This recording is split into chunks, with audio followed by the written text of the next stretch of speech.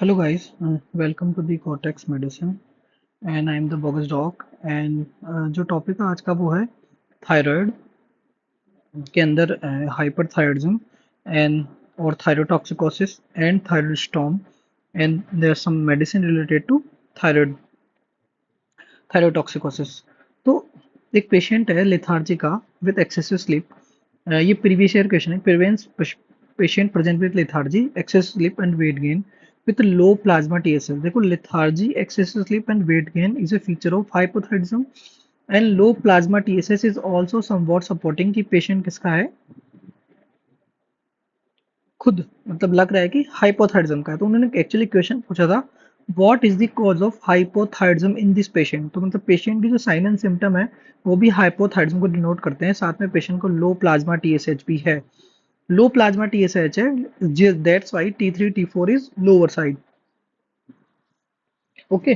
अब ये कह रहा है कि if administration of TRH lead to increase in the TSH, तो जो हाइपोथायरिज्म का कॉज है वो क्या है इस पेशेंट के अंदर, इट इज द हाइपोथैलेमस और it is the pituitary. Simple देखा जाए, यदि हम कह रहे हैं पेशेंट को टीआरएच एडमिनिस्ट्रेट कर रहे हैं, इफ टीआरएच इज एडमिनिस्ट्रेट तो क्या होना चाहिए, पिट्यूटरी यदि डिजीज होती है तो pituitary will not reach the TSH, but यहाँ पे क्या है कि टीएसएच इंक्रीज हो रहा है। इट मीन्स कि पिट्यूटरी का फंक्शन क्या नॉर्मल है and the defect is in the hypothalamus itself, because patient का खुद का हाइपोथैलेमस क्या है, फंक्शन नहीं कर रहा है। तो पेशेंट टीआरएच रिलीज नहीं कर रहा है। If TRH is not releasing, pituitary पे कोई हार्मोन एक्ट नहीं हो रहा है, तो पिट्यूटरी क्या रिलीज नहीं कर रही है, टीएसएच रिलीज नहीं कर रही है। That's why the plasma TSH is low. So in this patient, the cause of hypothyroidism is the hypothyroidism due to disease in hypothalamus। अब जो पढ़ रहे हैं हम वो पढ़ रहे हैं मेन जो टॉपिक है ये है थायरोटॉक्सिकोसिस और हाइपरथायरिज्म। एक्चुअली यहाँ पे क्या कंफ्यूजन होता है कि सर हाइपरथायरिज्म और थायरोटॉक्सिकोसिस सेम तो नहीं है। सो सर यहाँ पे हैरिसन ने बोला है कि thyrotoxicosis is a state of thyroid hormone excess, मतलब ये ऐसी कंडीशन में थायराइड हार्मोन एक्सेस है। जबकि हाइपरथायरिज्म क्या है, एक्सेसिव थायराइड फंक्शन। अब एक्सेसिव का मतलब थोड़ा भी फंक्शन ज्यादा हो सकता है, बहुत ज्यादा फंक्शन भी ज्यादा हो सकता है, depends on the hormone level. अब यहाँ पे क्या बोला हुआ है कि सर एक पेशेंट आया वेट लॉस की कंप्लेंट लेके, पाल्पिटेशन लेके, एक्सोप्थेलमस लेके, डिफ्यूज लार्ज थायराइड ग्लैंड लेके। इससे आपको पता लग रहा है कि weight loss, palpitation, exophthalmos these are the feature of hyperthyroidism. इसमें क्या क्या इनिशियल इन्वेस्टिगेशन करवाएंगे। इट लुक्स लाइक कि ग्रेव है या हाइपरथायरिज्म है। इसेंशियल इन्वेस्टिगेशन क्या हुई सर, एक तो थायराइड फंक्शन टेस्ट, एक यूएसजी ने कंफर्म करने के लिए स्वेलिंग को, एक थायराइड स्कैन की ग्रेव्स डिजीज है या फिर और कोई डिजीज तो नहीं है ना, और एक एंटी थायराइड एंटीबॉडी। यहाँ पे एक चीज है कि एफएनएसी डायरेक्टली इंडिकेटेड नहीं है। एफएनएसी ओनली तब इंडिकेटेड है जब यूएसजी सजेस्ट, जो यूएसजी के जो नोड्यूल है ये benign suggestive, it is not suggestive of benign disease. ये मैलिग्नेंट डिजीज को यदि शो करे यूएसजी तो हमें एफएनएसी के लिए जाना है। तो इन 20 पेशेंट, जो पेशेंट आपके पास कंप्लेंट लेके आए हाइपरथायरिज्म की साइन एंड सिम्टम की, उनमें क्या करवाना है आपको, टीएसएच मेजर करना है, साथ में अनबाउंड T4 को मेजर करना है। If TSH is low and unbound T4 is high, this mean this is the primary thyrotoxicosis. Okay. So अब ये देखना है कि sir feature of grave disease present है या नहीं है। Yes sir, feature of grave disease present है, Grave disease as it there is other cause of hyperthyroidism, thyrotoxicosis with hyperthyroidism like multinodal goitre and toxic adenoma. उसके बाद में देखना है कि सर रेडियो न्यूक्लियोटाइड अपटेक करके देखना है कि यदि है तो डिस्ट्रक्टिव थायरोइडाइटिस हो गया और नहीं है तो अदर कॉज ढूंढना है। इसके अलावा टीएसएच लो है और T4 नॉर्मल है तो हम T3 की तरफ भी देख सकते हैं, अनबाउंड। अनबाउंड T4 की, यहाँ पर अनबाउंड की बात होगी, याद रखना। अनबाउंड T3 देखेंगे, T3 भी हाई है तो T3 टायरोटॉक्सिकोसिस है। If T3 is also normal, T4 is normal, or TSH is low, then this is the subclinical hyperthyroidism. You have to follow up in the 6 to 12 week. Rest ये दो disease है, ये इतने काम के नहीं है अपने यहाँ पे। ठीक है, अब देखते हैं आगे कि sir what are the causes of thyrotoxicosis. देखो प्राइमरी हाइपरथायरिज्म के अंदर तीन कॉज है, मतलब Grave disease, toxic multinodal goitre and TMG and toxic adenoma. These three made 80 to 90%। उसमें भी टोटल में से प्राइमरी हाइपरथायरिज्म का ग्रेव डिजीज क्या है, 60 to 80% कवर कर लेता है। बाकी rest these are the causes of primary hyperthyroidism. यहाँ पे इंपॉर्टेंट क्या है कि थायरोटॉक्सिकोसिस विदाउट हाइपरथायरिज्म के साथ में भी थायरोटॉक्सिक हो रहा है। तो thyrotoxicosis state of excessive hormone excess है ना, एक्सेसिव थायराइड हार्मोन। तो थायराइड हार्मोन ज्यादा है लेकिन हाइपरथायराइडिज्म नहीं है। क्या क्या हो सकता है, मीन सब अक्यूट थायरोइडाइटिस हो रहा है, साइलेंट थायरोइडाइटिस है, ये सब। अब देखते हैं कि सर सेकेंडरी हाइपरथायराइडिज्म के these are the causes of secondary hyperthyroidism. अब करते हैं कि सर एक पेशेंट है अपने पास में, प्रेजेंट है फीमेल विद थायरोटॉक्सिकोसिस स्टॉम या थायराइड स्टॉम के साथ में प्रेजेंट है, ईसीजी शोइंग एट्रियल फिब्रिलेशन। तो what which of the following drugs indicated, PTU, diltiazem, propranolol, esmolol. यहाँ पे आंसर क्या जाएगा सर, डिल्टियाजाम भी दे सकते हैं, प्रोपेनोल भी दे सकते हैं, एस्मोनोल भी दे सकते हैं। If this patient is asthma का पेशेंट है तो आप क्या प्रीफर करेंगे, डिल्टियाजाम, क्योंकि प्रोपेनोल और स्मोनोल क्या होती है, कॉन्ट्राइंडिकेट होती है अस्थमा के अंदर, non selective beta blocker. Answer क्या है, यहाँ पे क्वेश्चन में आंसर क्या है कि हम पैरा पीटीयू नहीं देंगे, प्रोपाइल थायोरेसिल नहीं देंगे। क्यों, पहले हमें यदि पेशेंट एट्रियल फिब्रिलेशन का है तो एट्रियल फिब्रिलेशन को कंट्रोल करना है। First step is to control the rate of atrial fibrillation, then we will go to the drug of choice, that is anti thyroid drug. यदि यहाँ पे एट्रियल फिब्रिलेशन नहीं होता, नॉर्मल पाल्पिटेशन की बात होती, तो हम ड्रग ऑफ चॉइस क्या मार्क करते, प्रोपाइल थायोरेसिल। अब बात करते हैं कि सर पेशेंट क्या क्या लेके आएगा थायराइड स्टॉर्म का, सीवियर रेस्टलेसनेस, पाल्पिटेशन, ट्रेमर, है ना, स्वेलन नेक और known case of thyroid disorder, जिसने क्या किया, डिफॉल्ट किया ड्रग को। समथिंग इनमें से कुछ ना कुछ एक चीज प्रेसिपिटेट करेगी, लाइक इन्फेक्शन, और ये चीज प्रेसिपिटेट करेगी थायराइड स्टॉर्म को।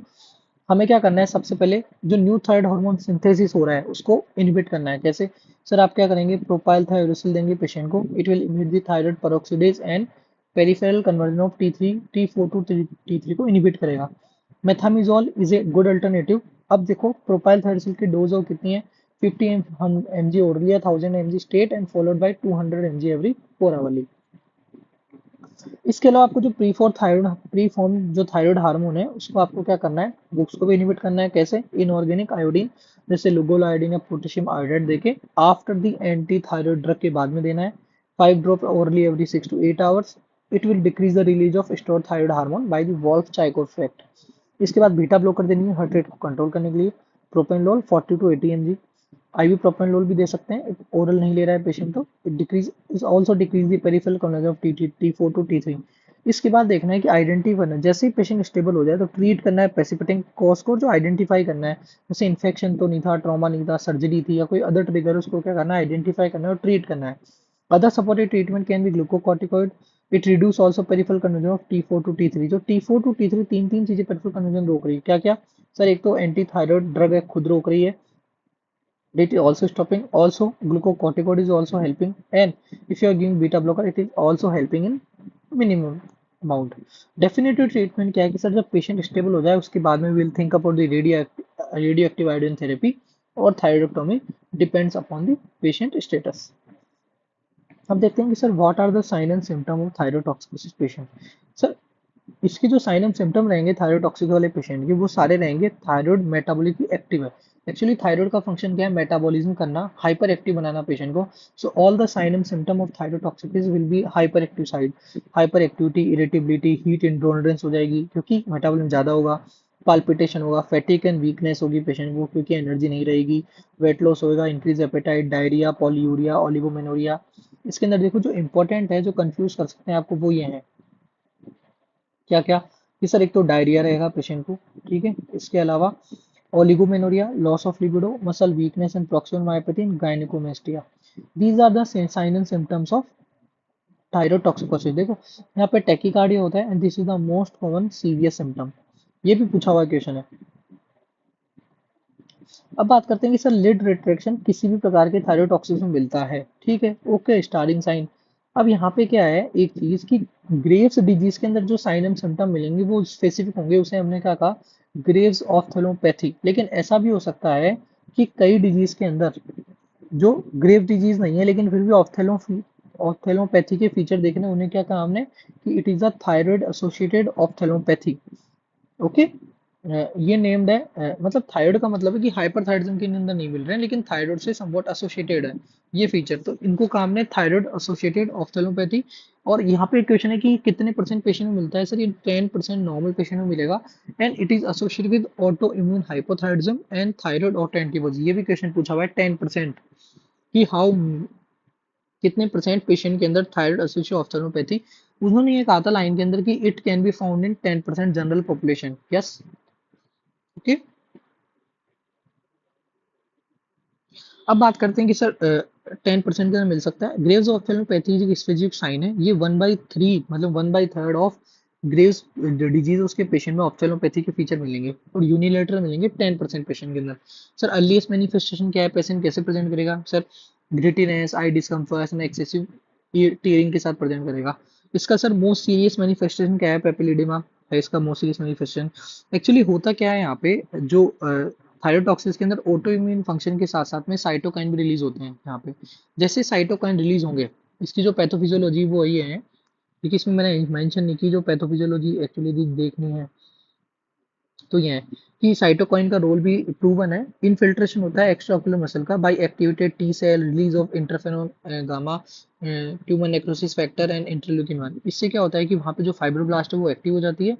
इससे क्या होते हैं, और साथ में क्या होती है जी, ग्लूकोसामिन ग्लाइकेन अंदर इंक्रीज हो जाते हैं उनका सिंथेसिस, जिससे H2 ट्रैप होता है, इससे मसल सेलिंग होती है। इस रीजनल लेटर जो फाइब्रोसिस होता है फाइब्रोब्लास्ट के कारण, वो क्या होता है, इरिवर्सिबल होता है। एंड यहाँ पे क्या होता है, इंक्रीज फैट हो जाती है, रेट्रोबल्बर टिश्यू एक्सपेंस, जिससे क्या होता है, रेट्रोबल्बार टिश्यू का एक्सपेंशन होता है। It leads to intraorbital pressure and proptosis, diplopia, optic neuropathy and ultimately पेपिलिडिमा।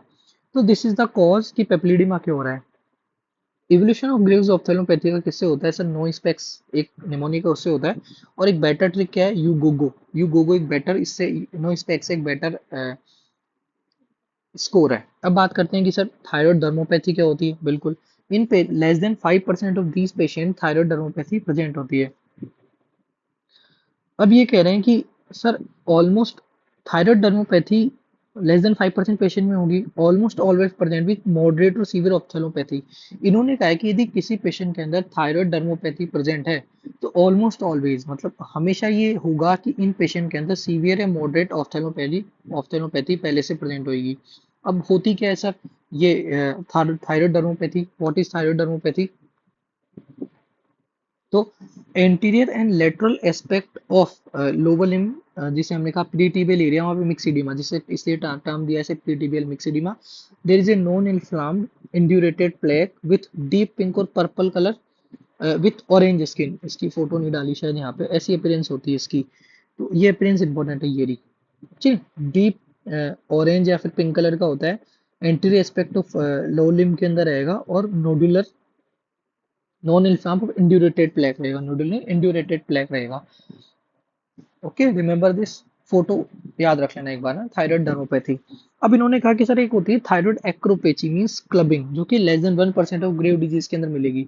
इन्होंने यहाँ पे कहा कि क्लबिंग ऑलवेज एसोसिएट रहेगी थायराइड डर्मो या ऑप्थेल्मोपैथी के साथ में।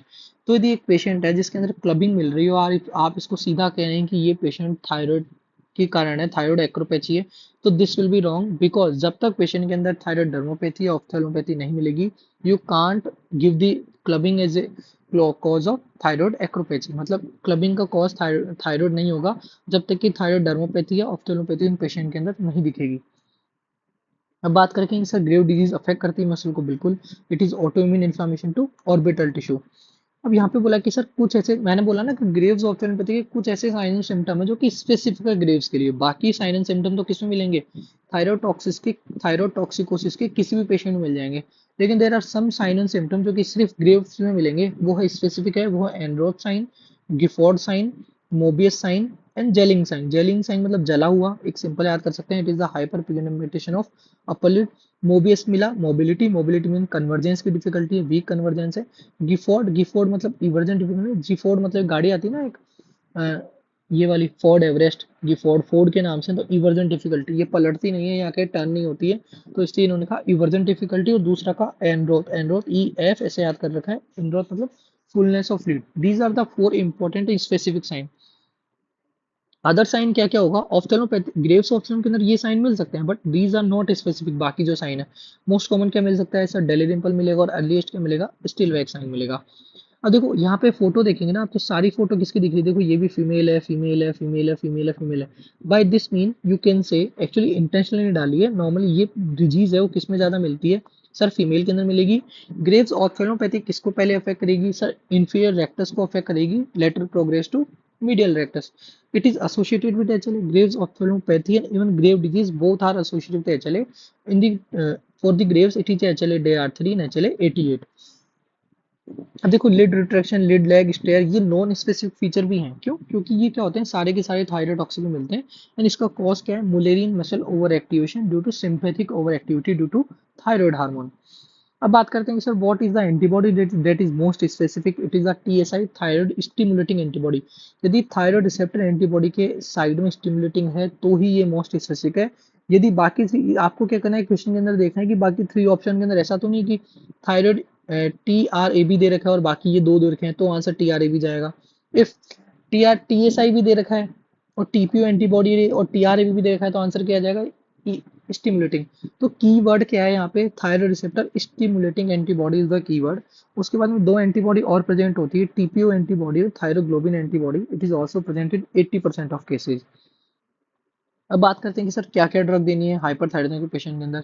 Sir propyl thiouracil is the drug of choice, carbimazole and methimazole. अब now days methimazole is the drug of choice. पहला था जो प्रोपाइल थायरोसिल है, ये प्रीफर्ड है सर किस पेशेंट के अंदर, सर प्रेगनेंसी में प्रीफर्ड है। बच्चों के अंदर क्या करवाती है, वैसे हिपेटोटॉक्सिक करवाती है, हिपेटोटॉक्सिटी करवाती है। इसके अलावा पीटीयू का एक इंपॉर्टेंट साइड इफेक्ट है, वो है ए ग्रेनुलोसाइटोसिस। यदि पेशेंट के अंदर प्रोपाइल थायरोसिस, हाइपरथायरिज्म के पेशेंट के अंदर यदि एक बार एक ग्रेनुलोसाइटिस हो गया, you never have to start the drug, immediately stop and never start. किसी भी एग्रेनुलोसाइटोसिस के पेशेंट के अंदर ये होता है गाइडलाइन। इसकी बात करते हैं कि कार्बिमाजोल, कार्बिमाजोल का एक्टिव फॉर्म है मेथामिजोल। कार्बिमाजोल के साइड इफेक्ट और मेथामिजोल का एक साइड इफेक्ट कॉमन है, वह है कोलिस्टेसिस जॉन्डिस। मेथामिजोल का एक साइड इफेक्ट है इंपॉर्टेंट, एप्लेजिया क्यूटिस, ये क्वेश्चन पूछा हुआ है फोटो डाल के, और एक है कोइनल एट्रेजिया। अब बात करते हैं कि सर एक ग्रेनुलोसाइटिस ऐसी कौन कौन सी मेडिसिन है जो एक ग्रेनुलोसाइटोसिस करवाती है। देखो सर प्रोपाइल थायरोसिल भी करवा रही है यहाँ पे, मिथा मिथामिजोल बट बहुत लेस। उसके बाद है क्लोजापिन, कार्बामेजिपिन, फेंटोइन, वेलप्रोइड, सल्फोनामाइड है सर, आइसोनियाजिड, रिफाम्पिसिन है एंटीट्यूबरकुलर ड्रग, क्लोरोक्विन, क्विनिन है मलेरिया ड्रग, मोथिट्रोक्सोड, कॉलचिसिन है ये आरए की ड्रग है, पेनासिलामीन है एल्कलाइटिंग एजेंट है, cyclo. Sir what most important एक याद रखनी है तो सर क्लोजापिन याद रखिए आप। इसके अलावा आपको याद रखनी है तो साइक्लो पूछा हुआ है, क्लोजापिन एफएमजी के एग्जाम में पूछा हुआ है, पेराप्राइल थायोरेसिल पूछा हुआ है, क्लोरोक्विन क्विनिन पूछा हुआ है। तो these are the important drug जो कि क्या है, एक ग्रेनुलोसाइटोसिस करवाती है। अब इन्होंने बोला कि एक क्वेश्चन आया लास्ट आईएनआईसी के अंदर कि जो टीएसएच रिसेप्टर एंटीबॉडी है, जो थायराइड का एंटी एंटीजन की जो एंटीबॉडी है, क्या ये ऑर्बिटल टिश्यू के अंदर एक्सप्रेस होती है? Yes, it is express in the orbital tissue also. That's why वहाँ पे साइटोकाइन स्टॉर्म और ये सब होता है। दूसरी चीज उन्होंने बोली कि जब इस पाथवे को हमने देखा तो वहाँ पे एक एबरेंट सिग्नलिंग पाथवे और मिला। कौन सा एबरेंट सिग्नलिंग पाथवे मिला? वो था sir insulin like growth factor 1 receptor का पाथवे। ओके, ये वाला पाथवे मिला हमको। अब इन्होंने क्या बोला कि हमने क्या किया कि IGFR1 रिसेप्टर के प्रति एक ड्रग बना दी जो कि क्या करेगी, ग्रेव डिजीज के लिए काम में आएगी, और उसकी जो मोनोक्लोनल एंटीबॉडी है वो है टेप्रोटुमैब। याद रखना है टेप्रोटुमैब ये। ओके, अब बात करते हैं कि सर अदर एंटीबॉडी कौन कौन सी है। अब है हाशिमोटो के अंदर मिलती है anti TPO more than anti thyroglobulin, याद रखना है anti TPO antibody.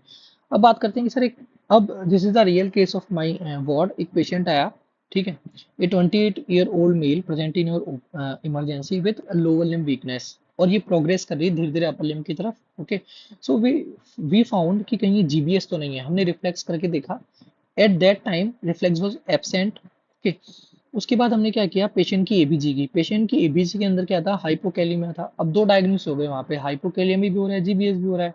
By the mean और professor came and when she did the reflexes it was positive, it means कि हमने जीबीएस को रूल आउट कर लिया। साथ में हमें पता लगा कि अब हाइपोकैलिमिया है तो हाइपोकैलिमिक पीरियोडिक पैरालिसिस के मल्टीपल कॉज होते हैं। जैसे उसमें से एक कॉज हमने देखा हुआ था पहले आरटीए, लेकिन यहाँ पे पेशेंट का पीएच और ये सब नॉर्मल था।